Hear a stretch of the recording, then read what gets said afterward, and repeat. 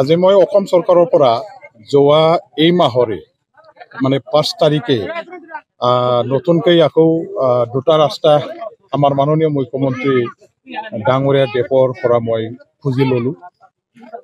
আমাৰ SOPD ফাণ্ডত এতিয়া মুখ্যমন্ত্ৰী প্ৰকল্প নিৰ্মাণ আঁচনি হিচাপে তেখেতে আমাৰ প্ৰথম পখেৰাগ্ৰাম টু চেৰপাংগুৰি ৰোডৰ পৰা চিঙিমাৰীলৈকে যোৱা যিটো ৰাস্তা, এই ৰাস্তাৰো এটা চেংচন তেখেতে দিলে। আৰু আমাৰ গোসাইগাঁও সাব ডিভিজনৰ অন্তৰ্গত আমাৰ গোৱাবাৰী গাঁৱৰ পৰা লালুবস্তিলৈকে যোৱা যিটো ৰাস্তা 1 কিলোমিটাৰ 620 মিটাৰ দীঘলৰ এটা ৰাস্তা, এই ৰাস্তাৰো চেংচন একেলগে তেখেতে দি দিলে এই যোৱা 5 তাৰিখে। আৰু ইয়াৰে নিৰ্মাণ কাৰ্য অচিৰে আৰম্ভ হ'ব। ইয়াৰ কাৰণে আজি আধাৰশিলা স্থাপনৰ কাৰণে কাৰ্যসূচী আমি ললো। ইয়াৰ লগতে আমি এই অঞ্চলবিলাকত ক'বলৈ গ'লে গুমা সমষ্টিৰ অধীনত কমচে কম মই এই বছৰত অতি কমেও 10টামান ৰাস্তা নতুনকৈ বনাবৰ কাৰণে মই মানে চেংচনটো আনি দিব পাৰিছোঁ। আৰু এই অঞ্চলৰ যিবিলাক মেইন আমাৰ কমিউনিকেশ্যনৰ কাৰণে অসুবিধা আছিলে, ৰাস্তা হিচাপে খুব বেয়া আছিলে, এইবিলাক ৰাস্তা প্ৰায় ক'বলৈ গ'লে বেছিভাগ এতিয়া ভাল হ'ব। তেওঁলোকে কিমানজনক জিকাব পাৰিছিলে? 10জন। BPF কিমান জিকাব পাৰিছিলে? 17জন। চৰকাৰ কাৰ সমৰ্থন লৈ পেলাই গঠন কৰিছে? BJP, GSP নহয় জানো?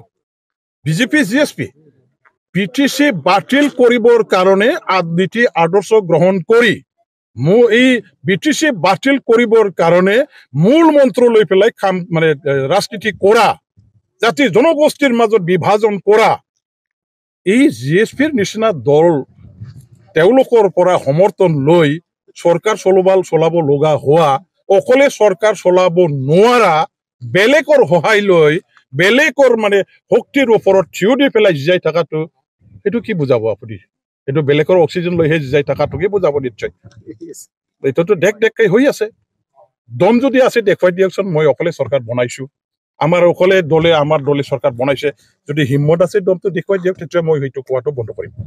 আমি ছেমি ফাইনেলত আকৌ মানে কি কয় আমাৰ যিসকল প্লেয়াৰ আমি এতিয়া নমাইছো, কোকৰাঝাৰ পাৰ্লামেণ্টাৰী সমষ্টি বা দৰং ওদালগুৰি সমষ্টি দুটাটো যিহেতু BPF-এ টিম হিচাপে দল হিচাপে যিহেতু প্ৰতিযোগিতাত ওলাইছে, আকৌ যিসকলক আমি আমাৰ কি কয় সেই প্ৰতিদ্বন্দ্বিতাত আমি নমাইছো, এই সকলক যিকোনো প্ৰকাৰে আমাৰ টিম ৱাৰ্ক, আমাৰ যিসকল টিম মেম্বাৰ্ছ আছে বা দলীয় কৰ্মীসকল আছে, লিডাৰ আছে আৰু আমাৰ ৰাইজ আছে, সবকে লৈ পেলাই আমি জিকাবৰ কাৰণে আমি জিকিব লাগে।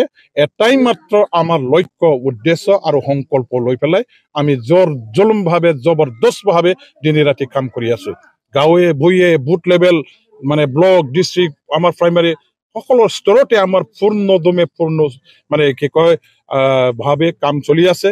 আৰু সকলো প্ৰান্তৰ পৰা ৰাইজৰ আমি বিপুলভাৱে সমৰ্থন লাভ কৰিব পাৰিছো। BTC অঞ্চলবাসী ৰাইজে আজি হাগ্ৰামা মহিলাৰ প্ৰতি আস্থা, বিশ্বাস আৰু BPF-ৰ যিটো শক্তি সেইটো আজি স্বীকাৰ কৰিছে, সেইটো মানি লৈছে। আৰু BPF-এহে বলিষ্ঠভাৱে সকলো জাতি জনগোষ্ঠীৰ কাৰণে কাম কৰা, উন্নয়নৰ কাম কৰা এটা দল, এজন নেতা বুলি ৰাইজে স্বীকৃতি প্ৰদান কৰাৰ কাৰণে আজি যিটো চৰকাৰ চলোৱা দল আছে সেই দলৰ প্ৰতি ভংগ হৈছে, সেই দলটো ত্যাগ কৰিছে, সেই দলটো বাদ দি BPF দলত দলে বলে হাজাৰ ডেইলি যোগদান কৰা আপোনালোকে দেখা পাইছে। যাৰ কাৰণে আমি স্পষ্টভাৱে মেণ্ডেটটো বিফৰ ইলেকশ্যনৰ আগমুহূৰ্তত জনমতটো আমি দেখা পাইছো যে আমি সঁচাকৈ জিকিছো। গতিকে জাষ্ট খেলিবলৈহে বাকী আছে, ইলেকশ্যন হবলৈহে বাকী আছে, আমি জিকাটো খাটাং হৈছে। ভাৰত চৰকাৰ, অসম চৰকাৰে এটা চুক্তিৰ দ্বাৰা যিসকল অস্ত্ৰধাৰী সংগঠন, এই অস্ত্ৰধাৰী সংগঠন সমূহৰ লগত চুক্তি কৰি পেলাই তেখেতসকলে অস্ত্ৰ ত্যাগ কৰিলে।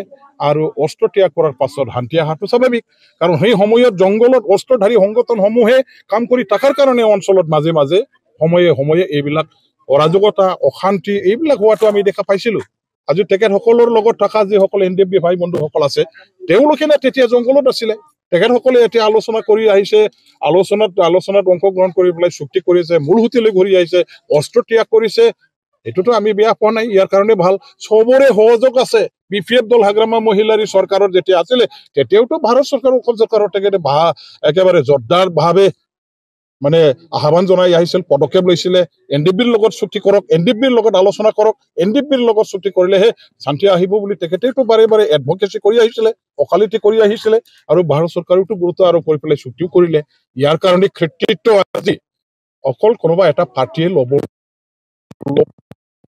নাই, এইটো ঠিক নহয়। আমি কৃতিত্ব ৰাজ্যক দিব লাগিব, দল সংগঠন সমূহক দিব লাগিব, চৰকাৰ সমূহক দিব লাগিব।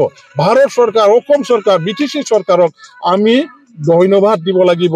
তেতিয়াৰ BTC চৰকাৰ হাগ্ৰামা মহিলাৰী তেখেতেওতো চুক্তিত আছিলে। তেতিয়া BTR চুক্তি যেতিয়া 2020 চনৰ 27 ফেব্ৰুৱাৰীত কৰিছিলে, তেতিয়াওতো হাগ্ৰামা মহিলাৰী আছিলে।